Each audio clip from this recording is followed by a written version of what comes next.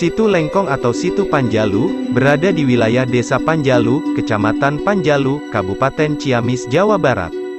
Danau ini berada pada ketinggian 700 meter di atas permukaan laut dan memiliki luas lebih kurang 67,2 hektar. Sebuah pulau bernama Nusa Arang atau Nusa Gede terletak di tengah-tengah danau tersebut. Asal-usul Situ Lengkong menurut cerita rakyat, yang diwariskan secara turun-temurun dan berdasar pada babat Panjalu, sebagaimana tercantum pada laman Wikipedia, menyatakan bahwa sebenarnya danau tersebut adalah danau buatan, atau hasil usaha manusia.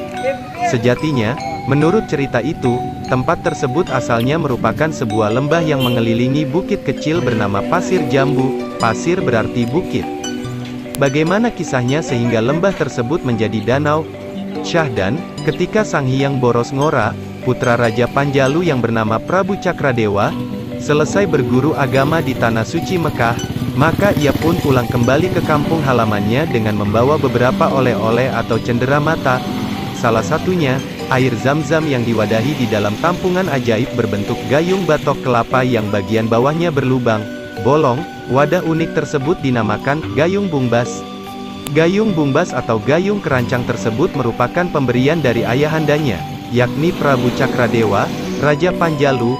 Wadah tersebut diserahkan kepada Sang Hyang Boros Ngora bersama perintah untuk menuntut ilmu kesempurnaan sejati sebagai bekal sebelum melanjutkan tahta. Sebelumnya, Sang Hyang Boros Ngora pernah berkelana menuntut berbagai ilmu kesaktian ke banyak tempat di Nusantara. Tetapi ternyata saat diuji di hadapan ayahandanya, ia diketahui memiliki raja tato ilmu kekebalan yang berasal dari ujung kulon. Kepemilikan ilmu tersebut dianggap tabu bagi keluarga kerajaan Panjalu karena bertentangan dengan ajaran Karahayuan. Maka Prabu Cakradewa menghukum anaknya dengan perintah menuntut ilmu sejati dan menetapkan tanda kelulusannya berupa mampu membawa air menggunakan gayung bumbas. Gayung itulah yang kemudian berisi air Zam-Zam dan dibawa Sang Hyang Boros Ngora ketika pulang dari pengembaraan.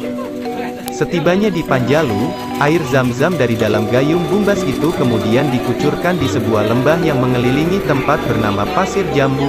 Ajaib, karena kesaktiannya maka lembah tersebut berubah menjadi sebuah danau.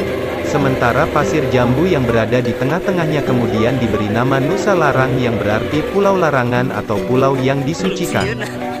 Keberadaan Pulau Nusa Larang ini, jika diamati, senada seirama dengan penyebutan terhadap kota Mekah, yakni bermakna tanah haram, atau tempat yang disucikan. Sebutan tersebut membawa konsekuensi berupa pembatasan atas akses masuk ke dalam kawasan. Terdapat ketentuan tentang siapa, kapan dan tata cara ketat yang mengaturnya. Tidak sembarang orang boleh masuk ke Nusa Larang dan tabu sekali melakukan pantangan di tempat tersebut. Nusa Larang pernah menjadi pusat pemerintahan kerajaan Panjalu pada masa pemerintahan Sang Hyang Boros Ngora. Pulau tersebut kemudian menjadi tempat peristirahatan terakhir jasad para pemimpin kerajaan Panjalu, yakni Prabu Rahyang Kancana, putra Sang Hyang Boros Ngora, Raden Tumenggung Cakranagara II, Raden Demang Sumawijaya, Raden Demang Aldakusumah, Raden Tumenggung Argakusumah, Cakranagara IV, dan Raden Prajasasana Kiai Sakti. Hingga kini, Nusa Larang masih terus dikunjungi para peziarah karena keberadaan makam tokoh penyebar agama Islam yang dimuliakan dan menziarahinya diyakini akan membawa keberkahan.